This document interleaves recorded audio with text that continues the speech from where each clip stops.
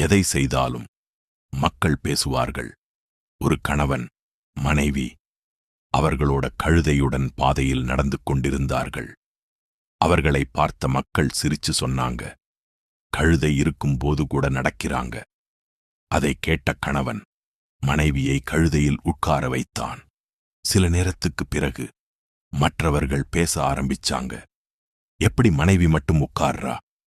கணவன் நடக்கிறானே. அதுக்கப்புறம் மனைவி இறங்கி கணவன் கழுதையில் ஏறினான். மீண்டும் மக்கள் சொன்னாங்க, என்ன கொடூரம், மனைவியை நடக்க வைக்கிறானே. இருவரும் குழப்பத்தில் சேர்ந்து கழுதையில் ஏறினார்கள். அப்போவும் மக்கள் சாடினாங்க, பாவம் அந்த கழுதை. இருவரும் ஏறிட்டாங்க. கடைசியில் இருவரும் அமைதியாக நடக்க ஆரம்பிச்சாங்க.